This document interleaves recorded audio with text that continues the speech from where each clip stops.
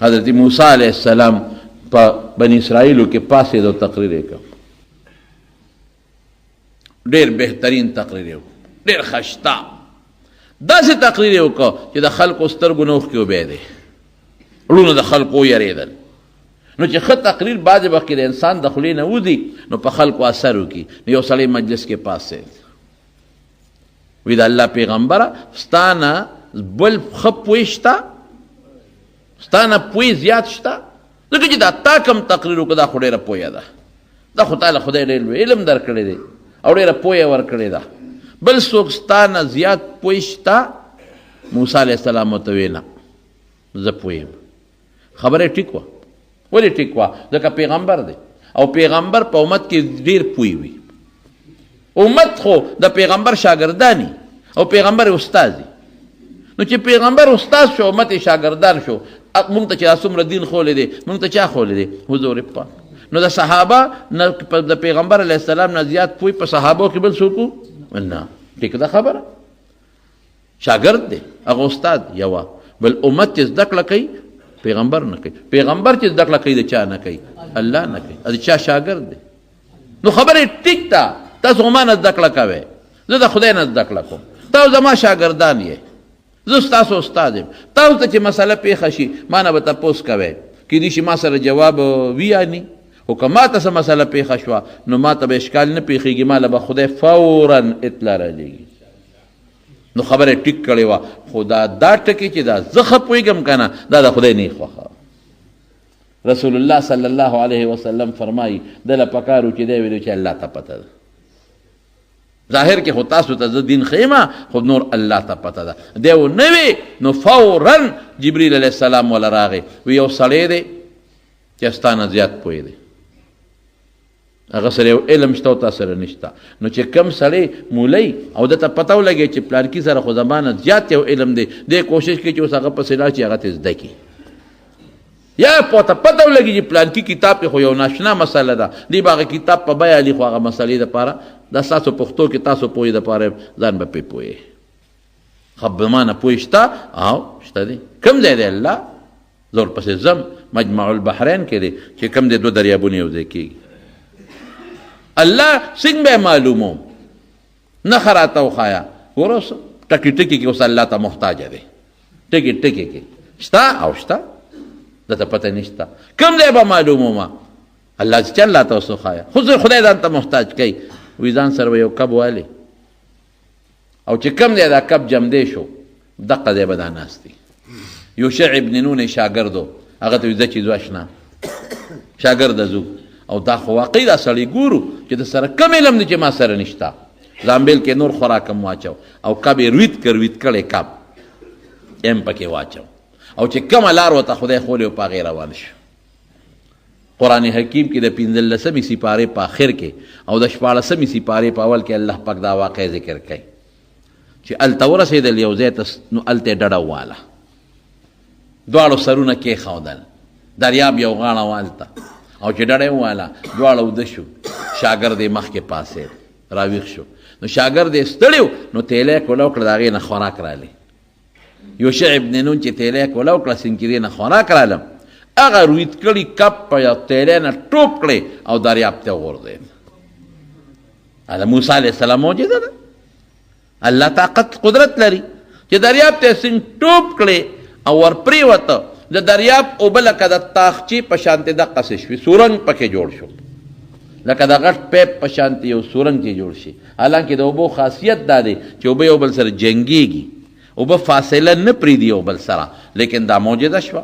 د کب جمدې کېدل ځان له معجزه شوه، دریاب ته ټوپ کول ځان له معجزه شوه، او په دریاب کې بیا یو غټ سورنګ جوړېدل دا ځان له معجزه شوه. بس شاګرد یې وی دا خو څه ناشنا کار وشو. ودرېږه استاد جي راپاسې موسی علیه السلام. نو زه به ورته دا قصه کوم چې موسی علیه السلام راویښ شو، شاګرد نه خدای خبره یېره کړه. یېره او یاده د چا په لاس کې ده؟ اوس ګوره بعضې څیز خدای ځان سره ساتلی، بعضې تاله در کړی دی، بعضې خدای ځان سره ساتلی دی. که موږ د دنیا ټوپونه وو چې بشیر جان له ښځه کو چې خدای وي زما وله نه رالیکلې نو زموږ څه کولی شو؟ بشیر جانه تالم تسلی در کو یار کنه، یتم خپه نشي. نو که موږ د دنیا غوبل او کوشش او کوشش او کوشش او کوشش او خدای وایي چې ما ولا نه ده لیکلی جنت کې پرته ده د ښځه دلته نشته کم ځای ده جنت کې به د انتظار کوي دې دې ولا لږ زر لاړ شي که نه او که نه زر دې ولا لاړ شي که نه هلته ولا ما ساتلې د هغې له زر نه راځي د دنیا د قړی پسې منډې وی دا ده نو بعضې څیزونه الله پاک ځان سره ساتلی دي نو یېره او یاده د چا په لاس کې ده پیغمبر مبارک نه باندې م خدای یېره راوستې ده په 2 رکاتو یې سلام وګرځو یو موقع کې مونځ کې خبرې هم جایز وی لومبۍ زمانه وه او مونځ کې ګرځېدل هم جایز و لومبۍ زمانه وه په 2 رکاتو یې سلام وګرځو یا ویې ګرځو یو صحابي د ذوالیدین او ورته پاسېده انسیت ام قصرت الصلاة یا رسول الله د خدای رسوله ير چې دي شو که مونځ کې کوتاهي راله مونځ کم شو نبی علیہ السلام یې دواړه نه دي شوې وره یېره ده بیا فوراً صحابو نه تپوس وکړو ابوبکر او عمر رضی الله عنهما کابر صحابه موجود دي اصدق ذوالیدین دا سړي ټیک وی وی او صاحب ټیک وی وره یېره ده ورمخکې شو هغه 2 رکعات یې وکړل او بیا سجده سهو وکړله نو یېره د خدای پیغمبر مبارک څونه هوښیار قابل مونځ سره شوق عقلمند حافظه مضبوطه لیکن دا د یېره پرې راځي بعضې څیزونه خدای ځان سره ساتلي شاګرد نه خبره یېره شو چې موسی علیه السلام پاسېدو زه چې ځو کونټۍ او ګوډې راواغېسته روان دي زی خو دقه ځای پورې پې ستړه نه وراغلی اسې ډډه وواله دمه شو ستړې بعضې وخت پابندني راغلی اسې وله خوند ورکي یو ځای کې لږ ډډه مې ووالی بعضې وخت سره خوب هم نه ورځي اسې بالغ ته ډډه ووایي یاره خوب هم نه راځي ستړی هم نه یم اسې به ډډه ووو لږ خوند به راله راکړي چې هغې نه تلل نو ښه به زبردست یو شوه روز مزلې وکړه چې ښه شب مزلې وکړه نو شاګرد ته وی آتنا غداءنا لقد لقینا من سفرنا هذا نصبا هغه تیلی دې راوباسه لږ خوراک راکړه ستړي شو چې شاګرد تیلی خوراک واورېدل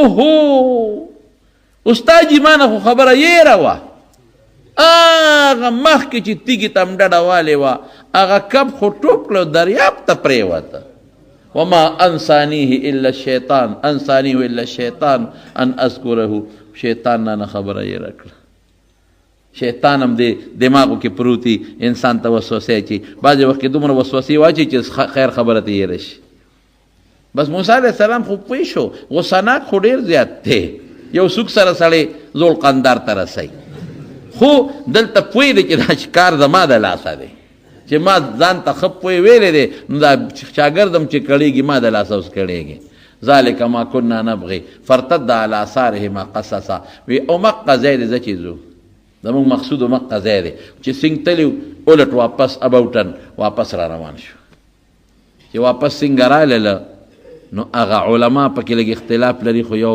معنا داسې ده چې په هغه سورنګ کې دننه ننوتل هغه اوبو کې او دواړه لاړل نو پورې غاړه یو جزیره ده په هغه جزیره کې یو سړی ملاس دی سپین څادر یې چولی دی نیم څادر یې د سر نه راتاو کړی دی او نیم څادر یې د خپو نه تاو کړی دی حضرت موسی علیه السلام ادرېد وی السلام علیکم ورحمت الله سلام یې پې واچو هغه سړی ورته څه وی وی انا بارضک السلام دلته خو سلام څوک نه پېژني دا سلام هم څنګه واچو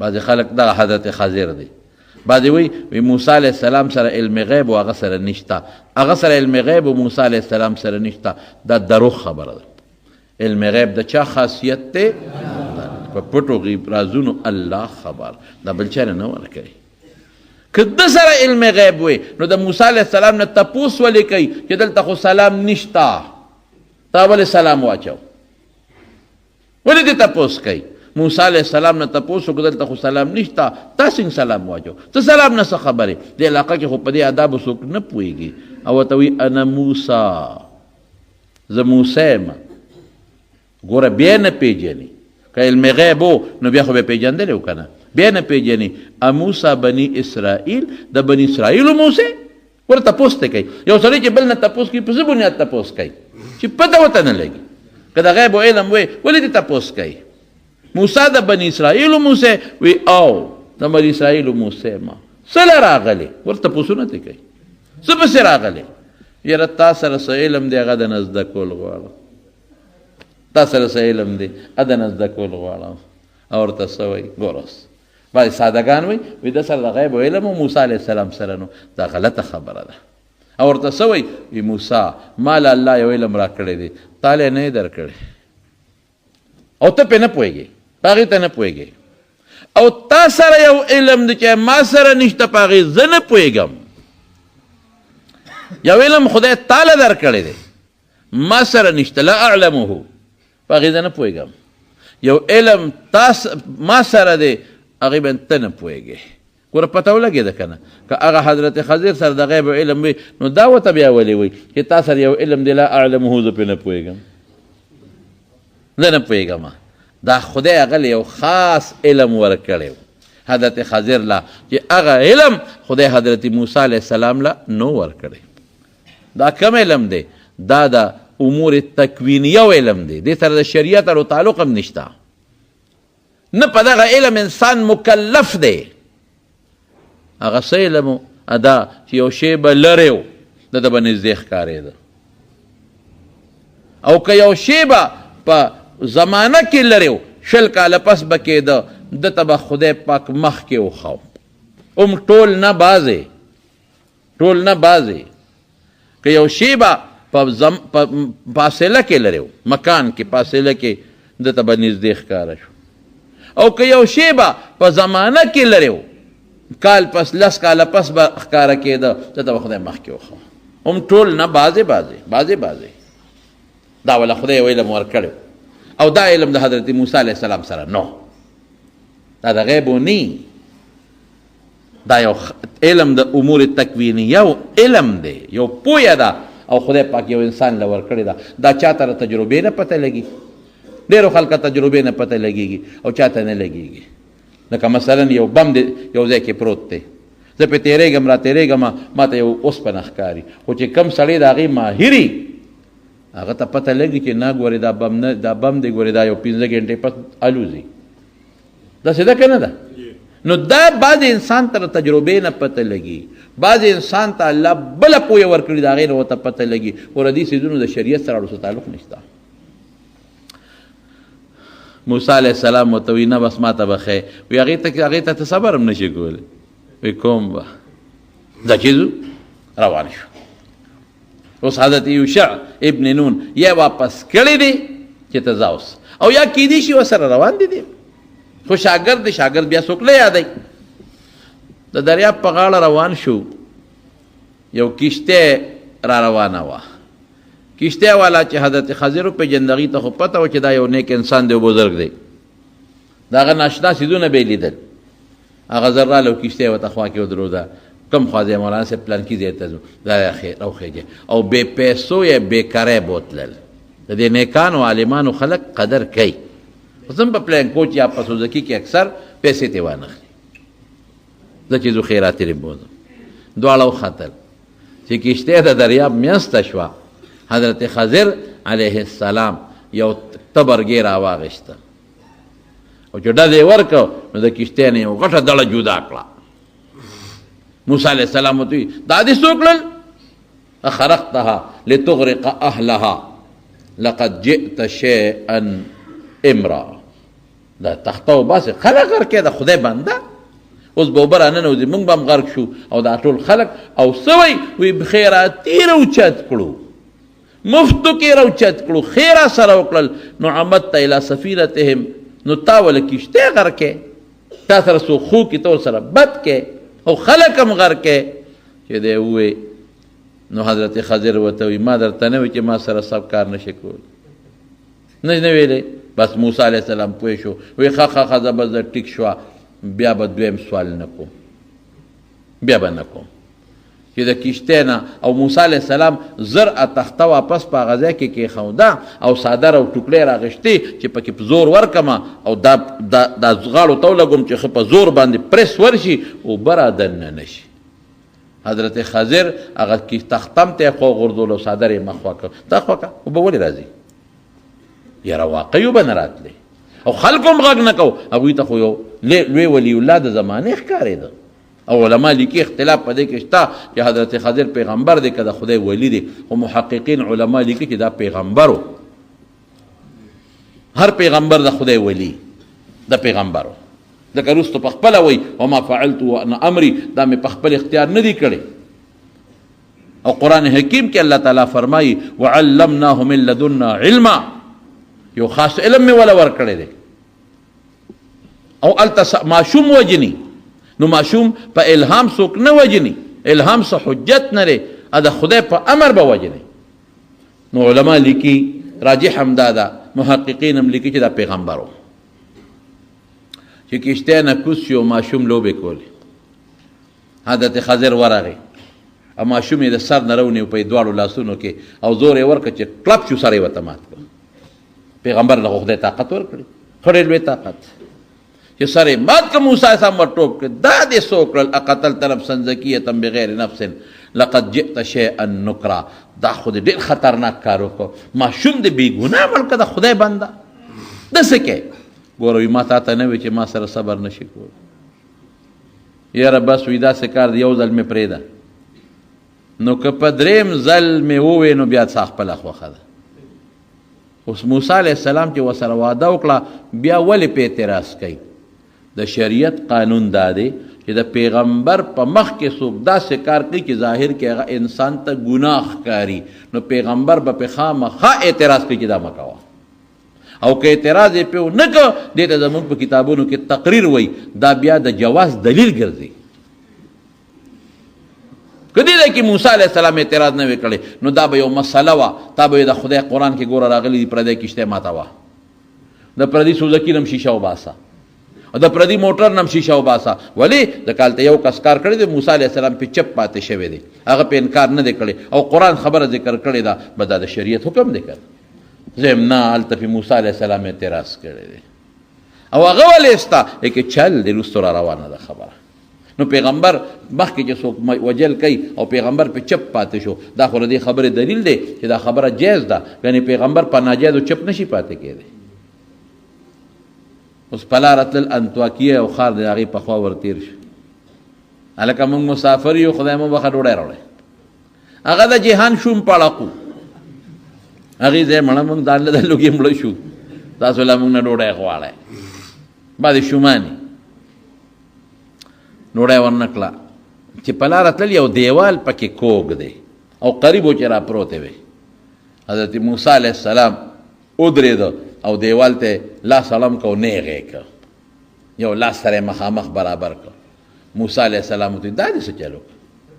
موږ د هغوی میلمستیا شوه، د شوم پړق بچو نوړی ډوډۍ را نه کړه، اته دیوالونه له جوړی، او چې د جوړو نو ورسره به خبره کړې وه چې دا د له جوړو، خو موږ باندې ډوډۍ خو وخوری که نه، دا دې څه چل وکړو؟ هغه وی هذا فراق بیني و بیني، بس زما ستا نه کېږي، زه خو چې خپه خوځوم ته را باندې اعتراض کې، زه چې کار کوم نو ته وایې دا دې څه چل وکړو؟ نو هر وخت زما ستا خو دا د مرۍ نیول نه کېږي، دا جګړې خو استاد او شاګرد چې هر وخت په جګړې هغه ته سبق ویلی شي، کوم ځای سبق ویلی کېږي؟ دا نه کېږي، دا زما ستا جنجال. زه به کار کوم او ته یې ولې دې وکړو، زه به کار کوم او ته یې ولې دې وکړو، دا نه کېږي استاد جي، بس کاکاجي نور زما ستا نه کېږي. موسی علیه السلام هم پوه شو چې واقعي اوسه پورې خو ما هم ډېره ګزاره وکړه، دونه ګزاره خو ما اوسه پورې چا سره نه ده کړې، زه خو ما خو یو سوک کې کمال دی، خدا خو زما استاد دی، خدای خو در رالېږلی منو ادب خو به کوم. یعنې هغه قبطي چې کله هغه روانې کو او موسی علیه السلام ورته سوک ورنیغ کو او صرف ادب یې ورکو، خو چې یو سوک یې ورکو بس هغه ډرون حمله وه، هغه په ځمکه پرېوته او خرخر ساتې ووته، سار له بل سره جګړه کوله. راشه کنه موسی بل جګړه کوي، خو چې ور مخکې شو هغه بل وي چې پرون خو د یو بېغمه کړی، که ما له سوک راکړه خو ما هم بېغمه کې.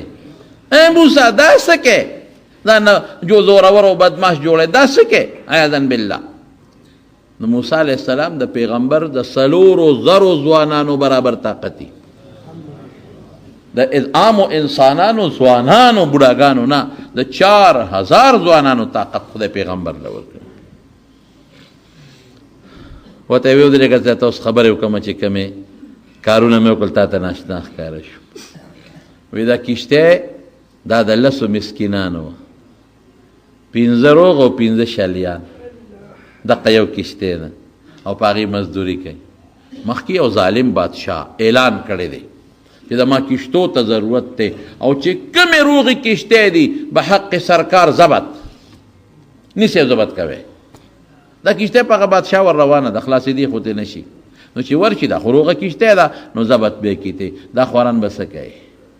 نو ما ولا عیبجنه کړه، تخته مې ته وستا چې د بادشاه کارداري دا وویني او وګوري، وایي به چې دا خو سوری ده، دا نه ضبط کوو. بادشاه وایي روغه ضبط کوي. نو دې غریبانانو ته به دا کشتۍ محفوظ پاتې شي. دا مې ځکه وکړل. ګوره اوس دا اوس زما هغه مقصد دلته راغی. اوس څنګه چې ظاهر کې خو کشتۍ تختې ستل ښه نه دي، ظاهر کې خدا ښه شی نه دی، خو دننه ورپسې څونه فلسفه پرته ده. لاندې دغه فلسفه پرته ده چې کشتۍ به د مالکانو ته محفوظ پاتې شي.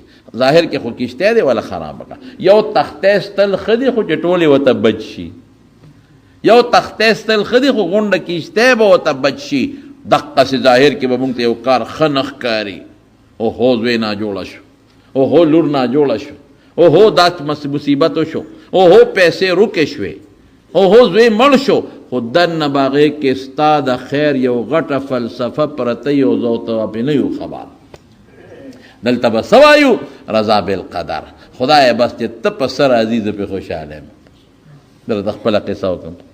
زما چې کله خادي و واده، باباجي زمونږ جم دی، مونږ خو ډېر لوی انتظام کړی، د ډېرو خلکو د میلمستیا انتظام هم کړی، ډېره ډوډۍ هم پخ کړې وه، بله دیګونه هم باندې کړي، ټول تورنګزو او میره او ګیر چاپېره خلکو له ډوډۍ ورکوله. د مازدیګر نه صیبه وریځ راله او څاڅکي شو. یاره زما به دماغ وتیاره شوه. ابټیاري له ورلمه، ما وی دا به څه چل کوو چې ته ترپالونه وړو. هغه وی دا خو یو دیګ نه دی، نه شل دی او نه 50 دی، دا په ترپالونو کوم ځای کېږي؟ خدای دا به دا خدا خو ټول کلي ته میرو ته عمرځی تورنګ اوتمانځی دنیا خلق دی. باباجي اوس هم خیرات بس کړو، دا به څه کېږي؟ نو زه په منډه رالمه، زموږ باباجي ناست و، سربیلن خان مولوي صاحب د نوي کلي او ورسره ناست او نور علما. نو زه وارخطه وم، ته ولې؟ ما جي باران شو، څاڅکي شو، دوا وکړه جي. مولوي صاحب ته مې وویل او که دا باران په شیبو شو دا به څه کوو؟ دې خلکو سره څه کوو؟ دې ډوډۍ سره به څه کوو؟ باباجي زمونږ وخندل.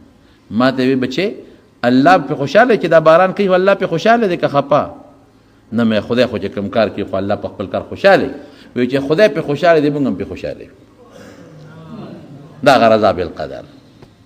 الله پې خوشحاله دی، بس موږ د خدای په کار کې ګوتې نه وو، موږ هم پې خوشحاله یو. بس دې کې دوام نه کوو. یار په خدای یقین وکړه چې داسې رالمه یو شل څاڅکي وشو، هغه ځای مونږ به چلقو کوو، چلقو راته وشو او باران بند شو، وریځ لاړه، ښه نور راوخت، سبا ښه پندیدار پروګرام وشو. یاره ما وی خدای پاکه د نیکانو د بزرګانو د خولې خبر عجیبه ناشنی. د خدای په رضا راضي شه، باقي مدد به د الله کوي.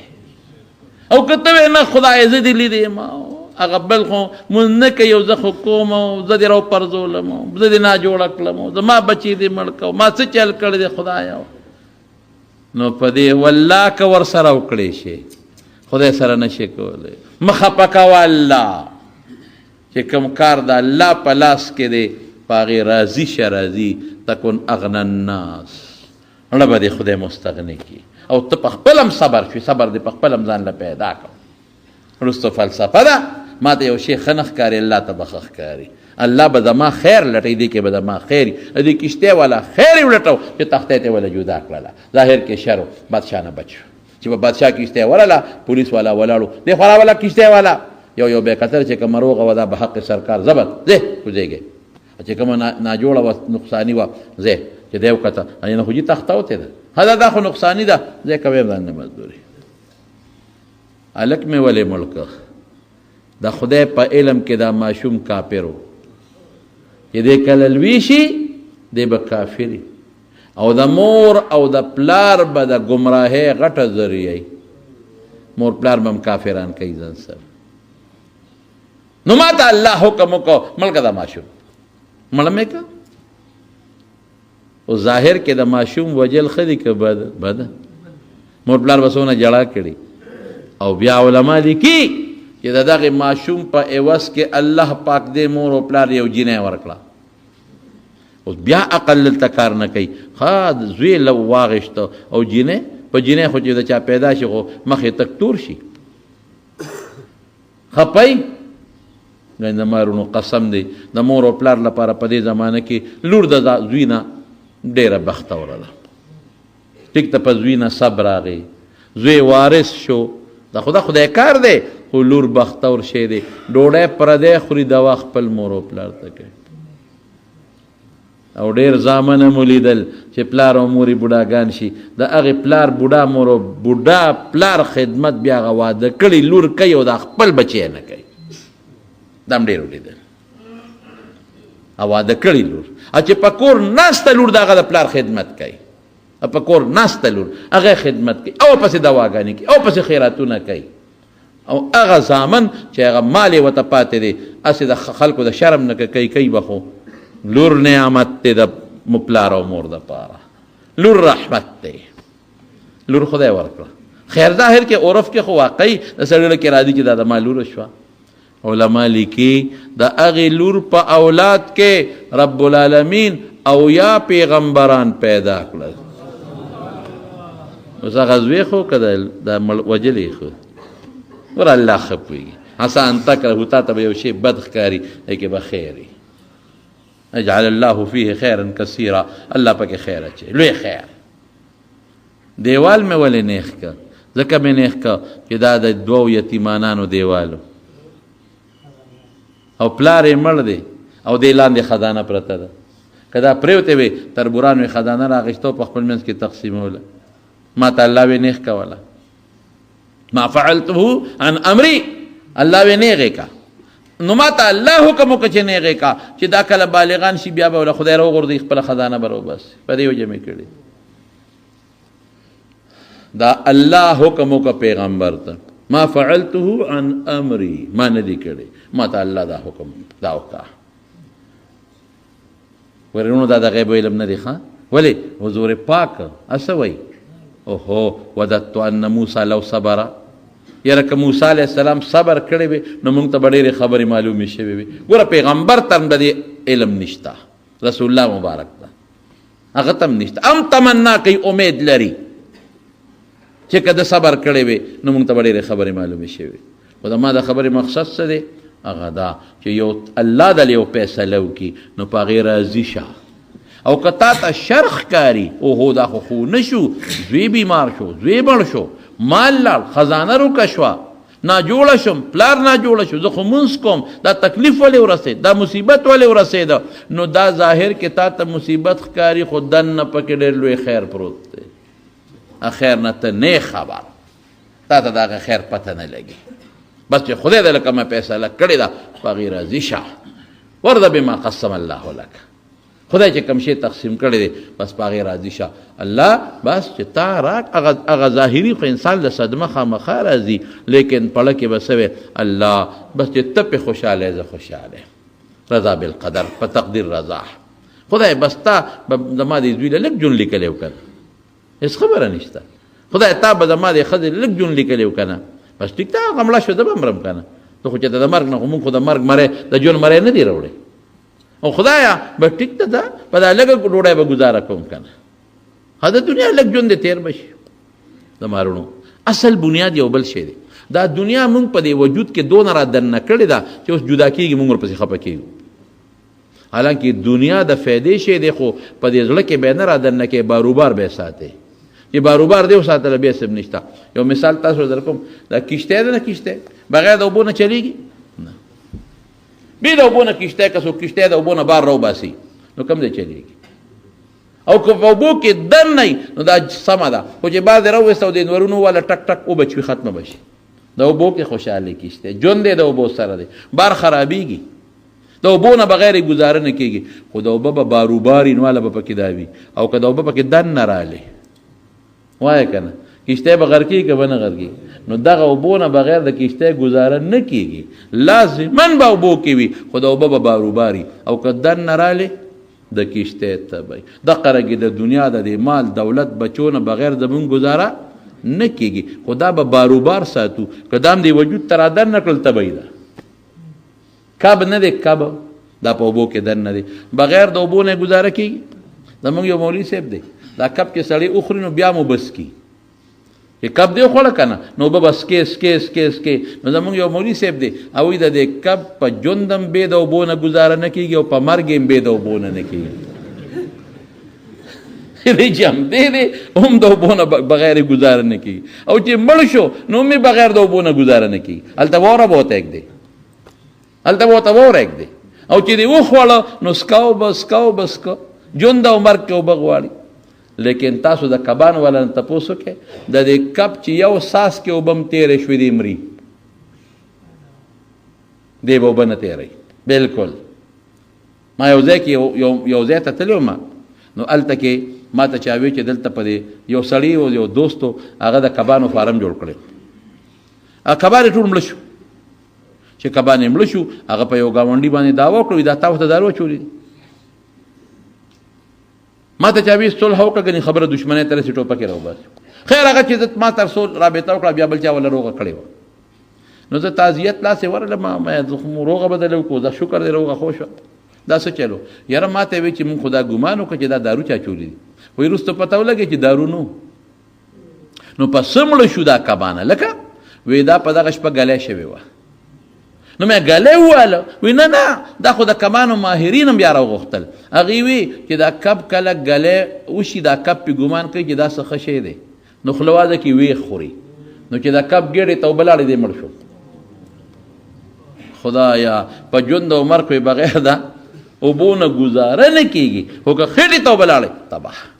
دقه رنګې د دنیا نه بغیر زمونږ ژوند ګران دی، نه د بچي نه بغیر تېرېږي، نه د مال نه د عزت نه، دا زمونږ ژوند دی، نه د روغ صحت نه. خدا به باروبار ساتي، دننه به نه کې باروبار دی او دنه لاړ نو بس وایي خدای ته پې خفګان وي. دا نه چې د رسول الله مبارک جړلې دي په زوی باندې، خو زړه صابره کا، بس خدای ته پې راضي زه راضي. خو چې کله دې وجود ته دننه کړه او دنه لاړ نو بیا صبر نه شي کولی. دا باروبار ساته. نو دا د رسول الله مبارک د حدیث یو پوټینه ټوکړه وه چې کوم شی دله خدای عمرونه تقسیم کړي دي، تعلیم پکې حصه درکړه. خدای مال تقسیم کړی دی، تعلیم حصه درکړه. خدای زامن تقسیم کړی دي، تعلیم حصه درکړه. خدای عزت تقسیم کړی دی بندگانو کې، تعلیم حصه درکړه. خدای کارخانې تقسیم کړی دي، تعلیم پکې یو پوټینه درکړه. خدای ځمکې تقسیم کړی دي، تعلیم پکې درکړه. خدای مسلمانی تقسیم، تعلیم پکې د اسلام یو حصه درکړه. بس په دې راضي شه. نو چې ته راضي شي نو خدای به دې مستغني شي. او فطري تقاضا هم دا ده چې ستا په زړه کې خود به خود په خپله غنا راشي، بې پروا به د کړو مصیبت نه به خلاص، او که نه سوچونه کې او فکرونه کې ټینشن ګولې به خورې.